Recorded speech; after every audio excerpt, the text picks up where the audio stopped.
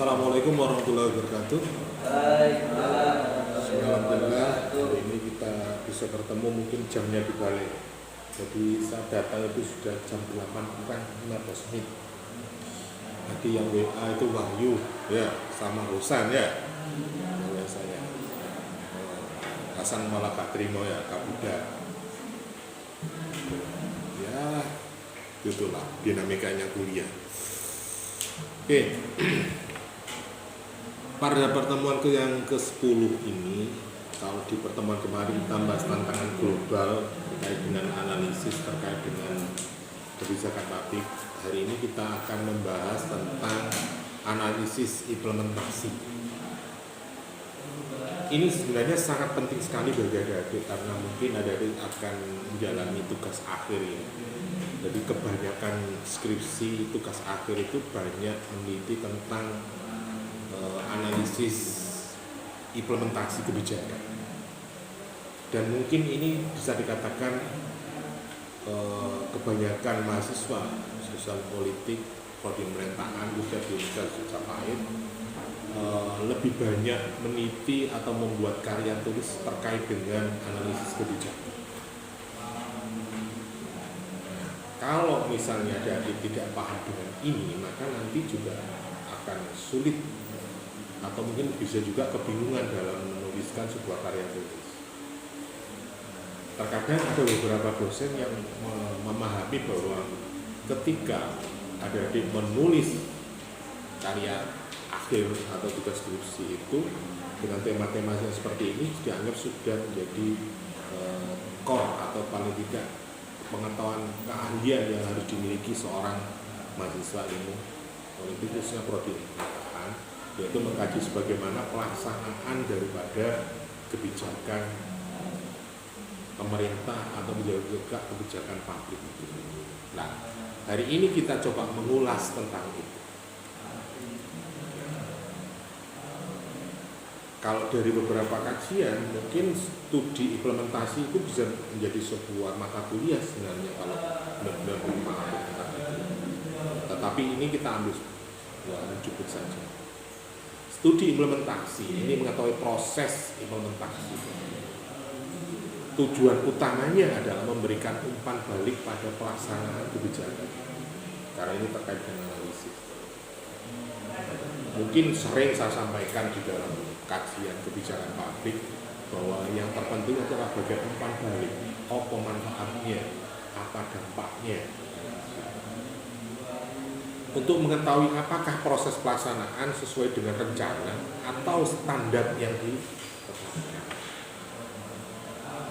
Jadi mungkin bisa juga ya kebijakan itu sebuah solusi, tetapi bisa juga solusi itu bisa menyelesaikan persoalan masyarakat secara 100% kah? Atau bisa juga 80%, atau bisa juga paling tidak sebuah solusi 80% atau 50% sebuah persoalan hidup. Misalnya ada seorang kepala desa, setiap melakukan kebijakan, evaluasi kebijakan, dia selalu memberikan reward kepada masyarakatnya seorang bibit ayam misalnya, oleh babon, oleh jago misalnya, atau dikasih bibit ayam babon. Harapannya ketika dia kasih reward itu bisa dikembangkan, bisa diinum, tidak langsung disembelih misalnya. Nah, itu bisa juga umpan balik atau tes isnya atau bisa juga kebijakan-kebijakan yang lain. Apakah kebijakan yang selama ini dilakukan itu mengalami sebuah kendala atau problem yang muncul di dalam sebuah proses implementasi? Ini adalah dasar analisis implementasi.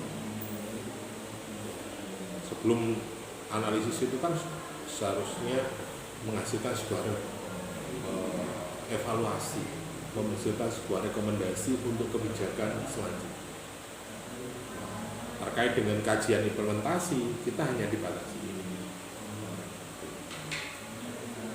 Nah, ada beberapa pakar yang beranggapan bahwa implementasi itu perlu melihat output kebijakan, sehingga sering disebut juga sebagai evaluasi kebijakan.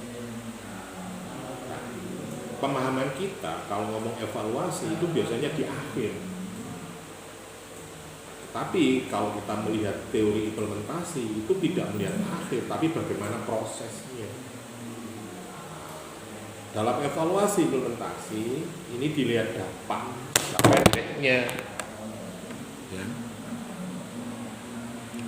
Ada jangka pendeknya, ada akibat proses implementasi tersebut. Nah, biasanya bersifat deskriptif.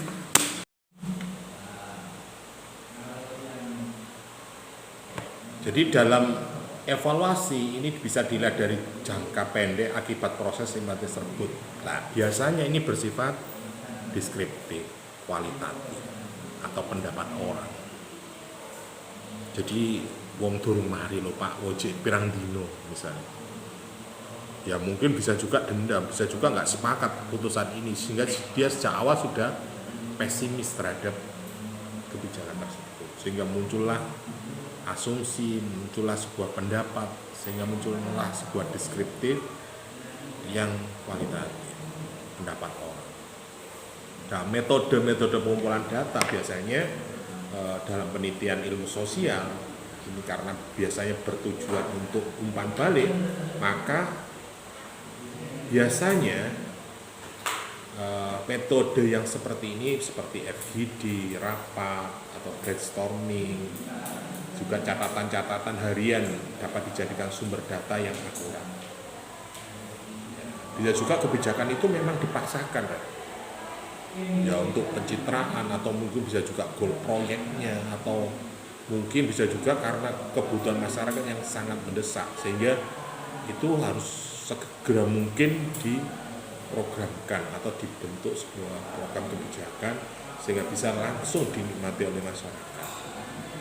Nah, bisa juga seperti itu. Nah, evaluasi atau bisa juga teori analisis implementasi kebijakan bisa dilakukan secara diskusi, FGD, forum diskusi, atau bisa juga rapat, atau bisa juga gambaran sekilas tanggapan persepsi masyarakat terhadap itu. Makanya misalnya kemarin saya bolak-balik ngomong Transjatim ya, sampai di Sub itu melakukan wawancara diskusi itu di dalam bis Transjatim. Jadi dia berkomunikasi langsung dengan user pengguna, baik itu sopirnya, pramugarinya, atau bisa juga pengguna penumpangnya, sehingga mereka bisa mengevaluasi walaupun itu baru dilaksanakan beberapa bulan. Sehingga harapan dan masukan masyarakat untuk pelaksanaan selanjutnya bisa lebih baik. Makanya saya katakan bahwa evaluasi itu tidak harus di akhir, tapi di awal proses itu juga sudah bisa dilakukan dengan adanya diskusi dan sebagainya. Nah, dari sini ada beberapa perkembangan studi tentang implementasi. Ini Gogin pada tahun 90 dan kawan-kawan mengatakan bahwa penelitian generasi pertama terkait dengan implementasi ini, pertama misalnya bagaimana suatu aturan itu diwujudkan sebagai hukum, bagaimana suatu hukum itu dijadikan sebuah program. Ini generasi pertama pada tahun 90-an. Di era Orde Baru itu ada GBHN, ada Replita dan sebagainya. Ini sebagai program yang harus dijalankan. Jadi kalau pembangunan itu ada stepnya, ada tahapan-tahapannya. Kemudian ada upaya yang menunjukkan sifat kekomplekan atau dinamika di dalam sebuah implementasi. Kalau di era sekarang mungkin harapannya dengan digitalisasi media televisi, masyarakat itu lebih suka, lebih senang dan sebagainya. Tapi efeknya seperti apa? Saya kira isu-isu tentang TV digital bagaimana di masyarakat? Kalau saya tanya, berapa jam di rumah Anda atau keluarga Anda melihat televisi? Orang tua bisa juga masih istiqomah nonton TV. Kalau seusia kalian ke bawah, kira-kira dalam sehari Anda berapa jam melihat televisi? acara apa?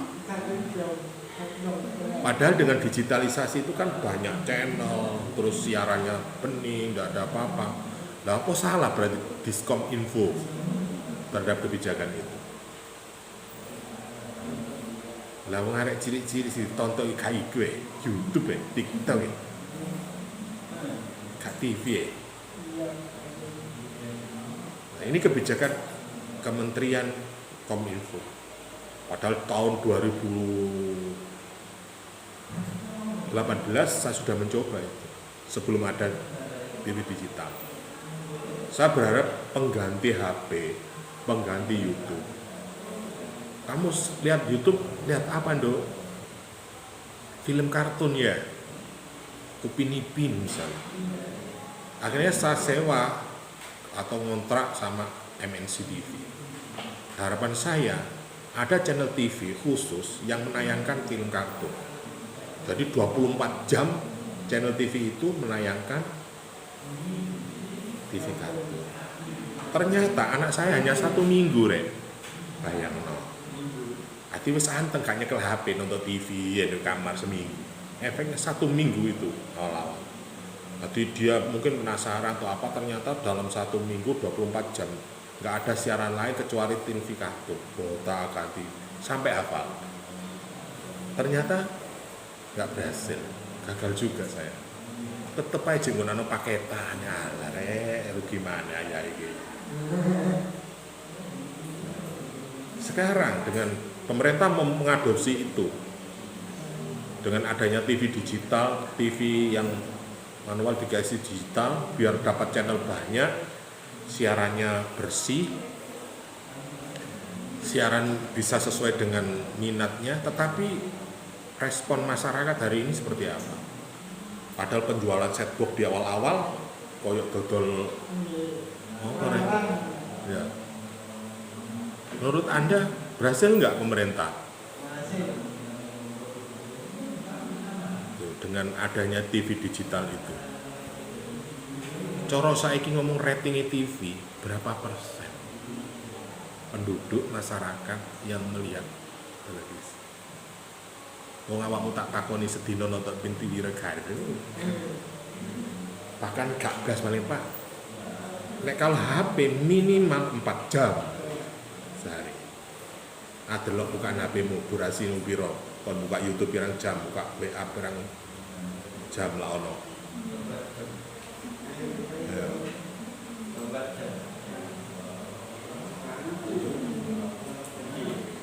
Nah, itulah kompleksnya pelaksanaan kebijakan daripada, makanya banyak kebijakan-kebijakan pemerintah itu seakan-akan seperti pencitraan saja. Ini tahun politik, ini ke pemerintah program mau apa dicairno kabeh, kan lho ya. Masalahnya kate pilihan mana? Nek teori kubiyen ya Wiro Sableng ya 212. Jadi pejabat pertama 2 tahun pertama itu koordinasi, konsolidasi internal, penataan organisasi. Ya. Jadi anggarannya gak betul nang masyarakat, jero wae. 1 tahun pertengahan, wah iki balik modal ya. 2 tahun berikutnya, 5 tahun kampanye baru mudun di lapangan. Lusukan, program, koyok pemerintah semua program dilos tokno kabeh. Akhirnya wah bupati ki api rek, wali kota ki api, presiden ki api. Besok mencalonkan lagi, dipilih lagi. DPR yang ngono delok DPR. Wiro Sableng toh. 2 tahun pertama setelah jadi pemilihan turu rek, terus gak mau donang masyarakat kelenger mari kampanye duit entek ya. Balik ke modal iki, balik nyarutang iki ya. Dan 2 tahun pertama. Setahun ketiga nyelengi. 2 tahun terakhir kampanye maneh. Lah, inilah dinamika kompleksnya di dalam kebijakan pemerintah atau bisa juga politis dan sebagainya ketika itu. Nah, ini bukan berarti saya pesimistis dengan program pemerintah, tetapi yang bisa kita lihat ya masyarakat bisa juga seperti itu. Makanya nek kadang saiki ngrungokno janji-janji para caleg kandidat itu ya setengah bosen ya gara-gara ngono iku rek. Ya.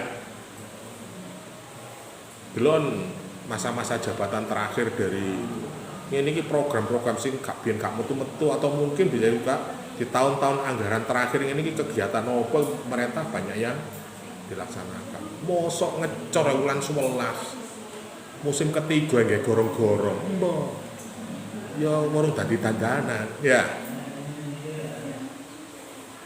Tuh. Jadi generasi pertama bisa menekankan pentingnya subsistem kebijakan. Jadi penelitian pertama di zaman tahun 90-an tentang implementasi itu menekankan pada subsistem kebijakan.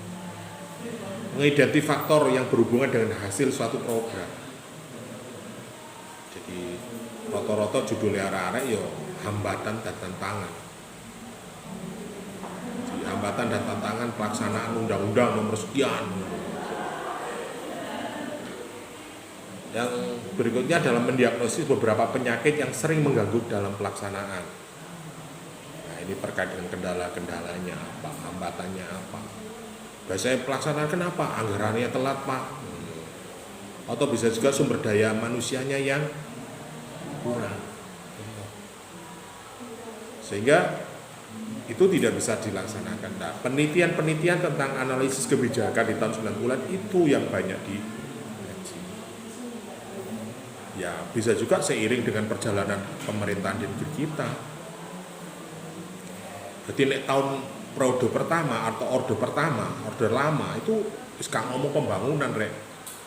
Sing diomong ku ideologi. Ya, zamane Pak Karno itu gak bangun aspal, infrastruktur MRT atau gak, ideologi persatuan, penekanan pada semangat keindonesiaan, nasionalisme dan semuanya. Itu zamannya orde lama.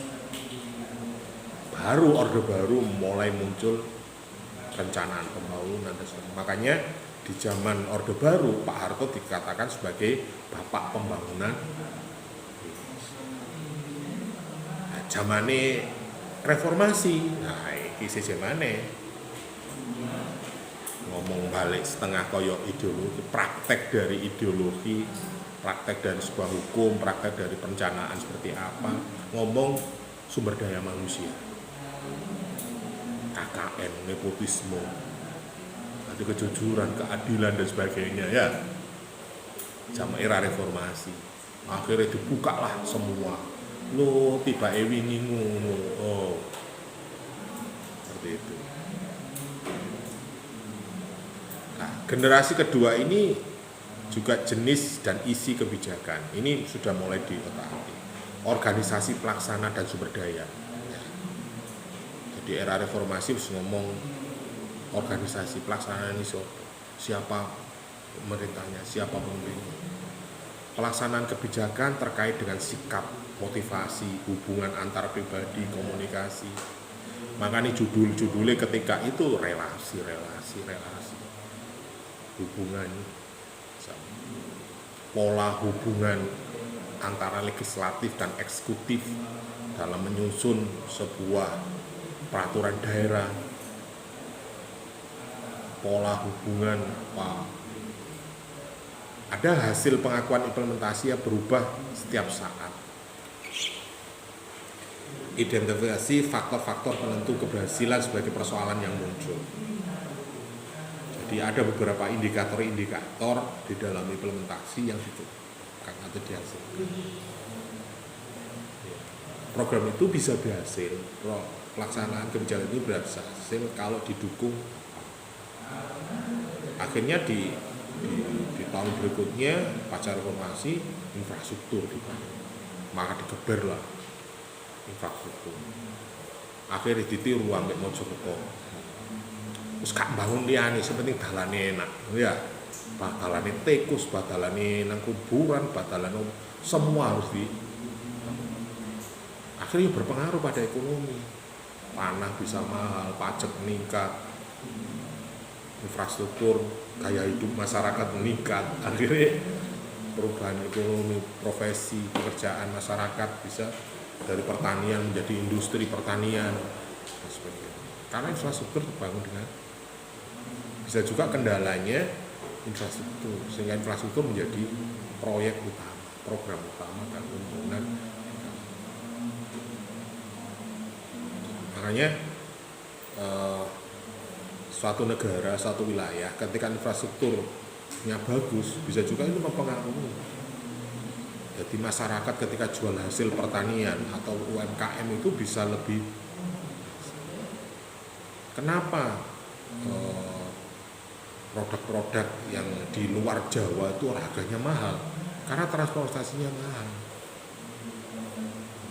Saiki ono JNP Pak, ono JNP. Lha iya, mosok wingi ngirim trase ongkire 1 juta. Lho bayangno ngirim nang Kalimantan padahal itu termasuk bisa juga murah. Tapi nek misalnya transport kok terno sepedaan atau mobil kira-kira biayanya pirang juta. Iya kan gawane akeh, gawane didik. Nah, seperti itu. Faktor atau identifikasi faktor-faktor ini biasanya di dalam penelitian tahun kedua terkait dengan implementasi ini bisa menjadi bahan dasar. Jadi indikator atau bisa juga rumusan masalah ketika ada adik membuat sebuah riset terkait dengan implementasi, biasanya ini muncul di tahun-tahun penelitian kedua. Ada generasi ketiga itu sudah mulai pada komunikasi antar lembaga pemerintahan, koordinasi. Jadi berkolaborasi, kalau sekarang itu istilahnya berkolaborasi. Jadi ada beberapa kementerian atau departemen yang bersinergi, saling mempengaruhi, saling mendukung. Ada juga desain penelitian. Bisa juga polling tingkat keberhasilan seperti apa. Misalnya pengaruh pembangunan infrastruktur jalan di wilayah utara sungai terhadap peningkatan ekonomi masyarakat. Kira-kira ada pengaruhnya enggak? Kuantitatif ini mulainya. Ada pengaruhnya enggak ketika jalan infrastruktur dari desa menuju kota dibangun? Misalnya pengaruh infrastruktur jalan menuju lokasi wisata Pacet misalnya. Itu kira pengaruh nggak terhadap wisata lokal atau domestik atau interlokal ke kawasan wisata Pacet? Pengaruh nggak? Delok saiki dalan nang Pacet, wah jembar-jembar ya. Kira-kira lah nek dibandingno mek tahun 90-an ngono ya beda kan sekarang ya. Nah ya. Coba sampai wisata nang Malang, wah dalan koyo ngono rek nang pantai. Tapi kok jek akeh ae. Ya karena wisata alam Pak sana, banyak pantai dan sebagainya. Walaupun medannya agak sulit ya ditempuh ae, tetapi bis kecil atau besar sudah bisa masuk. Terus desain penelitian Anda seperti apa? Misalnya kalau di generasi ketiga bisa juga dipengaruhi oleh beberapa departemen atau kementerian terkait dengan pengembangan wisata di situ misalnya. Atau bisa juga pengaruh tempat wisata atau kawasan wisata terhadap perekonomian. Misalnya kalau di Pacet munculnya pasar sayur, bumdes. Kalau di pantai biasa pasar ikan misalnya. Kalau di Pacet kan pasar sayur. Nah, itu biasa juga menjadi desain penelitian pengembangan ekonomi kerakyatan. Nah, pendekatan-pendekatan dalam studi implementasi ini ada pendekatan struktural. Jadi Anda melihatnya dari peran organisasi.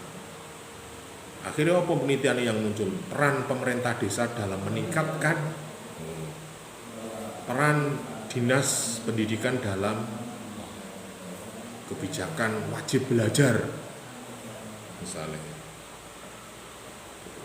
Ada pendekatan prosedural atau manajemen. Ini biasanya terkait dengan network planning, ada jaringan kontrolnya seperti apa, NPC. Bisa juga program evaluasi atau PRRT. Ada juga pendekatan perilaku. Jadi bagaimana perilaku masyarakat atau tanggapan masyarakat terhadap kebijakan. Misalnya komunikasinya, informasinya, sikapnya seperti apa. Ada juga pendekatan politis. Ini aspek-aspek departemental atau politis.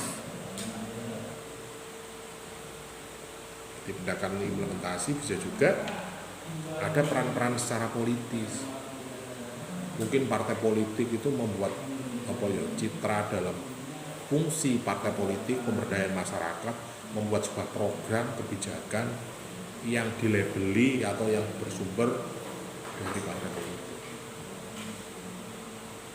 Atau bisa juga karena partai politik itu dilahirkan dari kepentingan yang sama, misalnya partai buruh misalnya, berarti program-programnya terkait dengan ide-ide tentang nasib buruh, penghapusan outsourcing, atau bisa juga dihidupkan outsourcing sing yo piye. Saiki negara kate di outsourcing ya. Ini bisa juga seperti itu. Beberapa model implementasi menurut Parsons pada tahun 1997 ini ada model analisis kegagalan. Di implementasi itu sebagai interaksi antar tujuan dan tindakan. Ini biasanya di Pressman dan Wildavsky. Ini teori lama. Implementasi sebagai politik adaptasi saling menguntungkan atau logik. Ini agak lama. Tetapi ya tidak jauh dari itu. Misalnya kebijakan apa menurut sampean gagal? Misalnya, itu tadi yang saya contohkan, digitalisasi televisi, media. Menurut Anda berhasil atau tidak? Bagaimana respon masyarakat?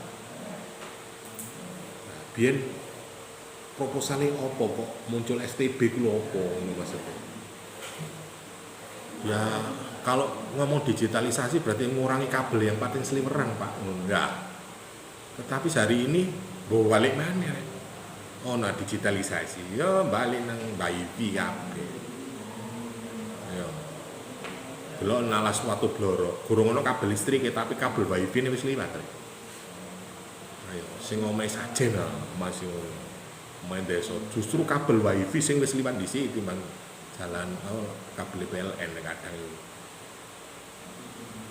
Kabel cakake WiFi, kabel WiFi wis pakai jajar telu Pak. Cakake PLN listrik bahkan mungkin belum ada. Tapi wis ono cakak WiFi. Caranya digitalisasi, nggawe chip wis kadek kabel ya. Saiki balik nang WiFi kabeh. Ya balik nang mana-mana. Apakah berhasil berarti? Tidak. Kemudian ada beberapa model yaitu model top down. Ini mengidentifikasi menyebabkan keberhasilan implementasi atau biasanya dikenal dengan teorinya Van Meter dan Horn. Iki menene awakmu kajian pustaka atau kerangka teori.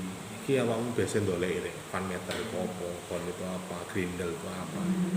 Ini sebagai rujukan. Apalagi di akhir-akhir perkuliahan ini harus ada kerangka teorinya. Artinya apa? Sebagai alat uji pisau analisis. S1 kan ngono rek. Tadi teori ini lapangan piye kan ngono. Nah S2 beda mana? S3 beda lagi. Bahkan terkadang di sini agak apa ya? Ini TDD. Bahasanya rodok dulu. Iki S1 Pak, butuh S2 Pak. Deskripsi ini ku rasane koyo disertasi rek. Kadang rasane koyo tesis padahal skripsi. Penggunaan teori-teori ini, teori implementasi zaman yang sering muncul itu ya Edward itu sampai itu Van Meter, ada teori bottom up. organisasi antar pemerintah dan negara. Nah, NISKI implementasi sebagai pres yang disusun oleh konflik yang bargaining. Sebenarnya yo nek ngomong dinamika masyarakat sekarang dengan teori ini nek kadang yo bertolak belakang. Tetapi saya kira masyarakat juga tidak jauh dari teori-teori yang sebelumnya sudah ada.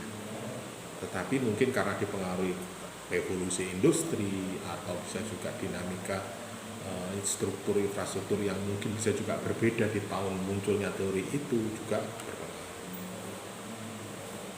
Saya ini pengaruh tingkat pendidikan, pengaruh tingkat ekonomi terhadap partisipasi politik, pengaruh enggak? Apa nek wong melarat itu tambah gak gelem budal? Justru saya ini malah sing melarat-melarat digawe alat. Ya, sing wis sugih saras-sarasen. Wis sangu 50.000, bah wis gak 50.000 gak milih ya wis ya. Nyambut gawe karuan. Lah yo sing wong gak duwe ekonomi lumayan. Ada model sintesis. Ini Ripley dan Franklin, Nakamura, Smallwoods ini menggunakan teori itu. Jadi ada beberapa model-model implementasi yang diterapkan.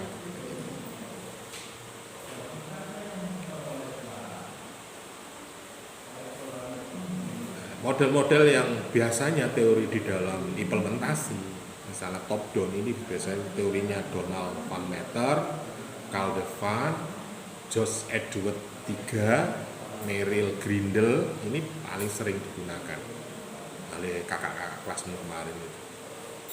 Jadi kalau dia mengkaji tentang implementasi, biasanya teori Negi ya sudah. Iki seluruh rotok lawas padahal. Tapi paling tidak ini sebagai rujukan pijakan awal untuk melaksanakan sebuah analisis kebijakan atau analisis implementasi. Van Meter ini biasanya istilahnya studi implementasi hakikatnya untuk penilaian atas kinerja. Kan nggak jauh beda kalau ngomong kinerja. Pengaruh kepemimpinan kepala desa terhadap kinerja. Pengaruh gaya kepemimpinan bupati atau presiden terhadap apa. Atau bisa juga kecenderungan standar operasional atau ukuran dasarnya. Ada sumber-sumber kebijakan, dana, SDM-nya, ada komunikasi antar organisasi, pelaksanaan khususnya komunikasi standar aturan, mendorong ketepatan di dalam itu. Ada beberapa karakteristik pelaksana itu, yaitu menyangkut karakteristik norma, pola hubungan yang ada. Nah, biasanya yang bisa dicermati di dalam teori implementasi seperti ini adalah kompetensi dan jumlah stafnya. Jadi nek nggo desa iku ana istilah pola maksimal, pola minimal, nanti ono perangkat desa atau mungkin bisa juga pernah undang-undang Otoda itu memperbolehkan desa itu menggunakan pola minimal. Jadi perangkatnya ngerangkep-ngerangkep, nggo desa mek wong telu tok. Kalau sekarang kan kembali lagi perangkatnya wakai, bahkan muncul staff, ada yang staff apa jenenge freelance, ketika ada proyek baru ada tugas. Jadi banyak mahasiswa atau angkatan kelas Anda yang awalnya menjadi staff khusus atau staff freelance di desa-desa. Ono program PKH, ono program apa jenenge BPS atau program-program lain yang membutuhkan orang-orang yang cekatan di dalam IT.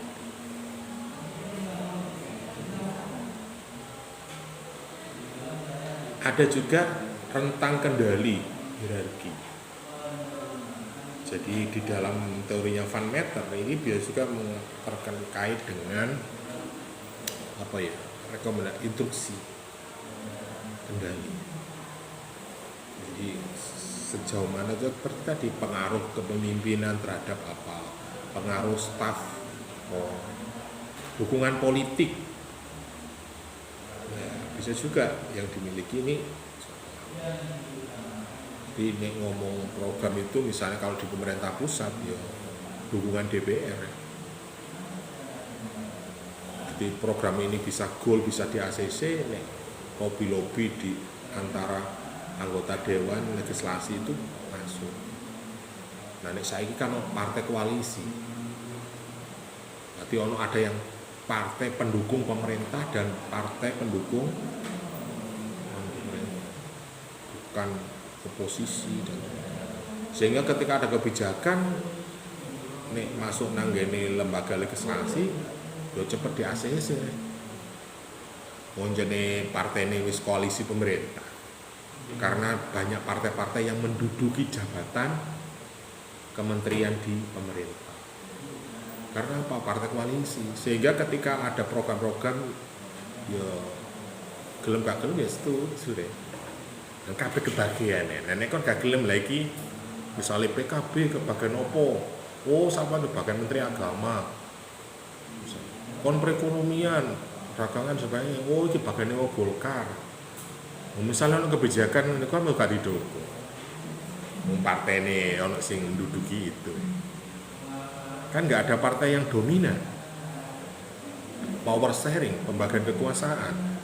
Sehingga antara kekuatan eksekutif dan legislatif ini menjadi berpengaruh terhadap program kebijakan.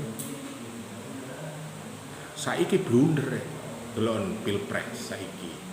Royokan ngeklaim iki ngene Jokowi Tagan. Nah saiki misalnya PDI jagone Ganjar. Ngeritik pemerintah. Lah PDI dhewe partai ini wingi sing selama 5 tahun, selama 10 tahun sing membidani, sing backup iku PDI, terus saya ngiritik awake dhewe lho ya apa? Blunder to? Ya. Ayo. Yo ngene iki nek multi partai. Mari ngono ya kalau wae dominan akhirnya ya apa? Ngene iki misale Ganjar atau grupe Ganjar ngeritik pemerintah. Lho. Pemerintah waktu wingi lho sapa sing ngatur? PDI, lah mau ngritik awake dhewe lah. Ngawur leno to. Lah kon ben mikirmu ya apa lah ngono. Ya apa. Karuan kaya Anies di luar ya. Ya ono lah partai yang di dalam pemerintah. Tetapi kan tidak sebesar klaim. Jadi misalnya grup Ganjar ngritiki pemerintah, Jokowi ngritik awake dhewe, lembut. Akhirnya ya kecela-keceli. Siapa yang masyarakat tahu gak? Nek masyarakat cerdas lebih ya toh. Lah wingi negara pemerintahan itu pemerintahan apa? Pemerintahan PDI. Nah, akhirnya masyarakat saiki ya anti merah. Wis belum kerja ganti sampean ganti liyane. Pokoke gak ijo gak abang nek bak kuning bandak. Ganti kuning yang balik neh. Nah. Ada kekuatan organisasi ormas. Jadi partai politik kalah mbek ormas. Bisa ini juga terjadi. Pro Jokowi, pro Ganjar, koyo penggeraknya bukan partai politik. Nah, padahal yang ngomong politik negara, urusan negara, mesti ini partai politik yang bergerak. Akhirnya saya ini masyarakat juga membuat sebuah organisasi relawan-relawan sebagai ya kalau di dalam mata kuliah jenengan ya NGO itu LSM itu salah satu bagian dari non government ya, jadi penggerak di masyarakat di luar sistem. Karena APBD ini,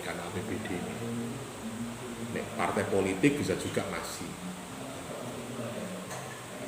Derajat keterbukaan, kebebasan komunikasi ini juga menjadi salah satu karakteristik pelaksanaan dalam teori fakta. Di sosialisasinya seperti apa, itu menjadi catatan bagi teorinya Van Meter. Jadi pengaruh sosial di tahapan-tahapan. Oh berarti sosialisasinya rendah. Nek hari ini ngomong sosialisasi, lo wis kate sosialisasi wis cowok Pak, media saiki baru diputus ngomong krungu titik ngene wis di viralno ta. mau videonya dipotong, mau ditambahin kayak narasi, akhirnya menjadi bahan diskusi di masyarakat. Ketika kebijakan itu diterapkan, ya bisa juga benar, bisa juga salah. Tetapi masyarakat sudah tahu. Contoh-contoh yang belum terlaksana tetapi sudah menjadi diskusi masyarakat, misalnya terkait dengan kebijakan pemerintah terhadap pemilihan gubernur dan wakil gubernur DKI Jakarta atau daerah otonomi khusus misalnya. Itu kan masyarakat langsung bereaksi tentang kebijakan mereka. Jadi kan sosialisasinya sangat cepat sekali dengan media. Terkait dengan pembuatan kebijakan, ini dulu juga seperti itu. Kok iso kok muncul ide ngono lho piye ngono. Misalnya kalau kita diskusi, Anda sepakat nggak dengan pemilihan langsung dan tidak langsung, tertutup atau terbuka? Berikan misalnya asumsi Anda, pendapat Anda terhadap dua sistem tersebut. Lemahnya apa, kelebihannya apa, itu akan muncul. Cari demokrasi harus terbuka, lalu terbuka tapi gak jelas ya, gak ngomong ide, ngomong bohongannya piro ya, mani politik ya, tambah ruwet ya, gue gak cocok, rugi, atau pilihannya tawuran. Waduh. Kemudian di teori Van Meter ini juga berbicara tentang kondisi sosial, ekonomi, dan politik.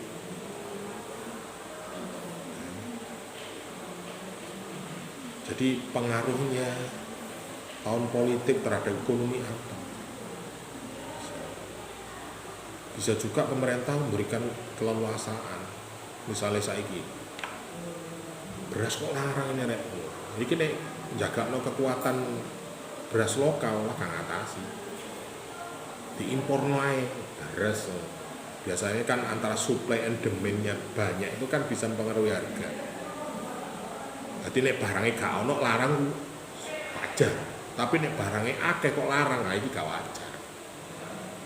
Maka teori ekonomi dibuat.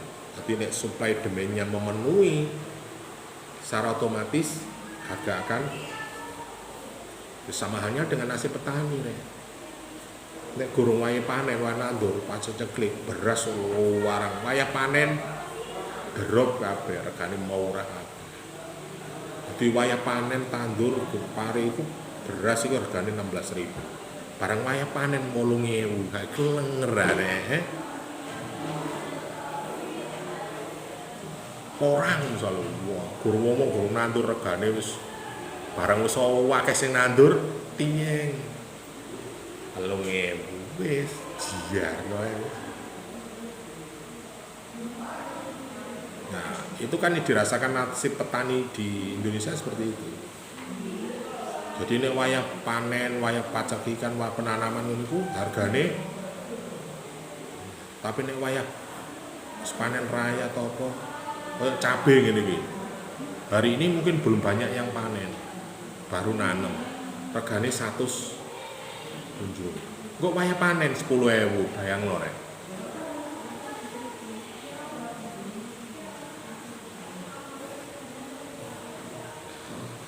Itu teorinya Van. Nah, kalau teorinya Edward ini biasanya didasari pertanyaan prakondisi yang diperlukan agar implementasi itu berhasil.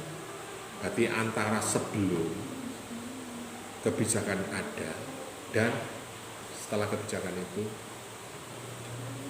prakondisi. Jadi kondisi awalnya seperti apa, setelah ada kebijakan seperti apa. Ini biasanya teorinya Edward seperti itu. Ada juga hambatan utama yang menyebabkan implementasi gagal. Itu biasanya pertanyaan ini. Hambatan dan tantangan, peluang dan harapan. Ada 4 variabel yang biasanya di dalam teori Edward.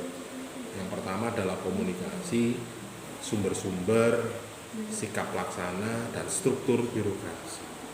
Ini sebagai indikator keberhasilan atau bisa juga variabel-variabel yang digunakan George Edward dalam teori implementasi.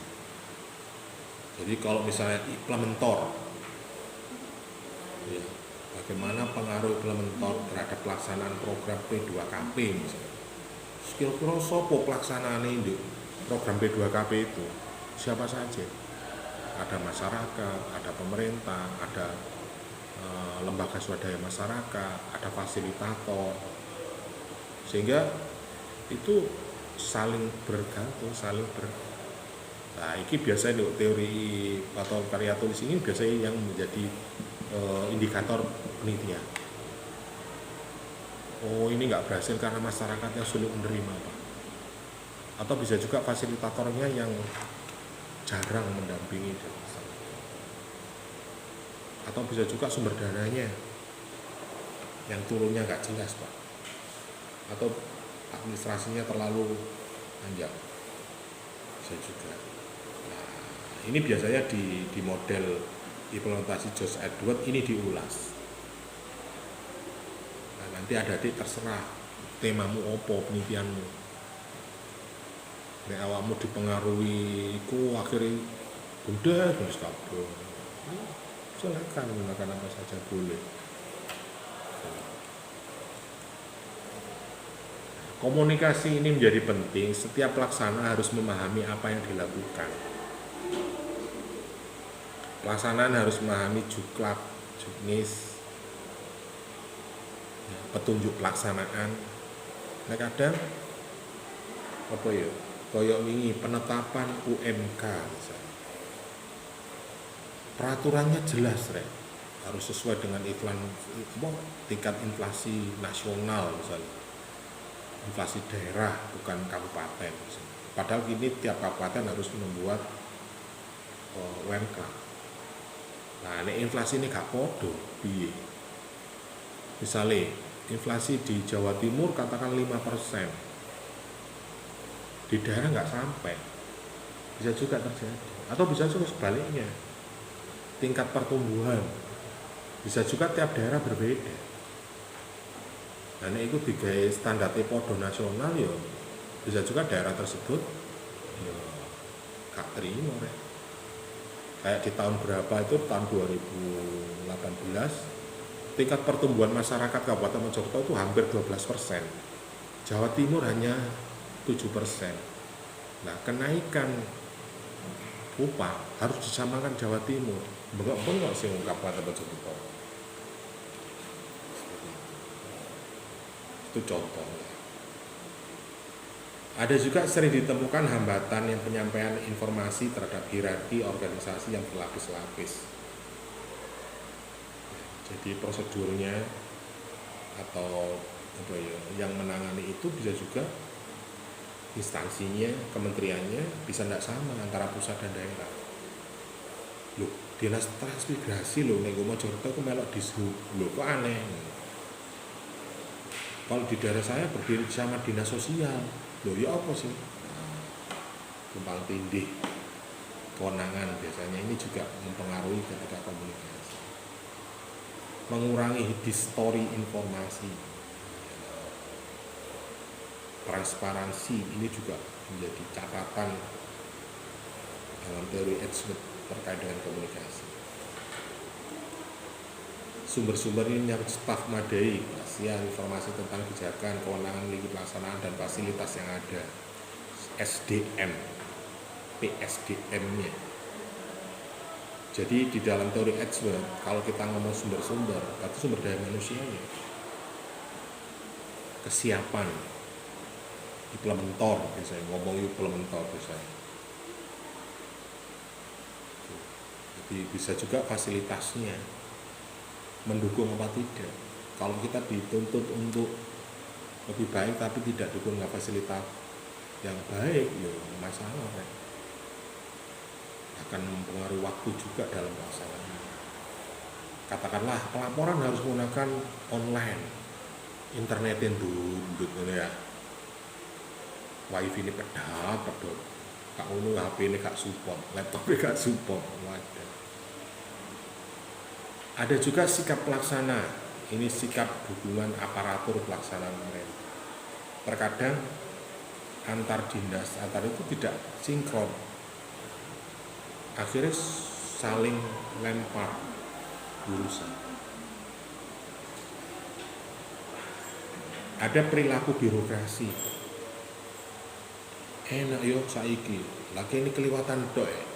Tapi laporannya kita ikut mengetahui dan mengevaluasi. Uangnya langsung turun di masyarakat, rekening masyarakat. Jadi misalnya kalau program P2KB misalnya itu uang dari pusat langsung ke rekening masyarakat. Jadi ini zaman Orde Baru kan harus didistribusi oleh pemerintah daerah, daerah kecamatan. Akhirnya ya kok nek liwat tangga-tangga ini bu, ya berkurang akhirnya itu nisah entek anu. Akhirnya dari evaluasi kebijakan itu pemerintah pusat memberikan bantuan langsung dari pemerintah pusat ke masyarakat atau ke pemerintah desa langsung.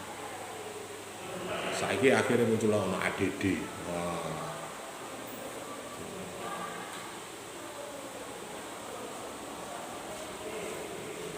Struktur birokrasi, ini prosedur kerja yang kurang dasar, irasi sebetulnya. Kemudian ada juga karakteristik umum birokrasi. Ini biasanya teorinya Ripley dan Franklin.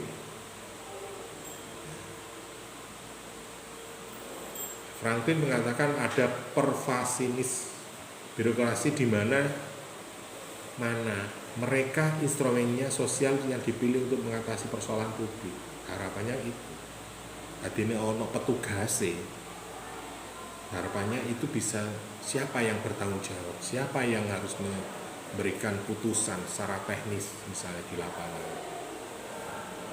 Ada selective importance, birokrasi yang dominan implementasi menggunakan kepentingan yang berbeda dalam tiap tahap.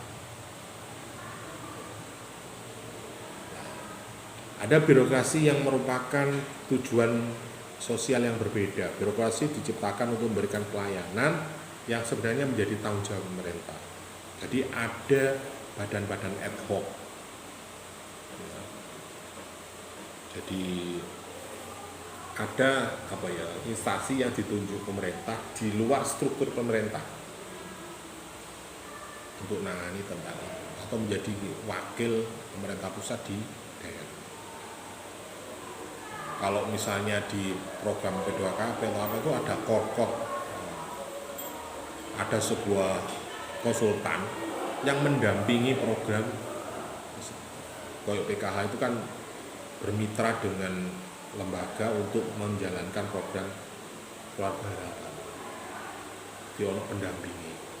Saiki desa ono pendampingi ya. Setiap kementerian sekarang mungkin hampir nyaris ada kemitraan dengan sektor swasta, konsultan, para ahli.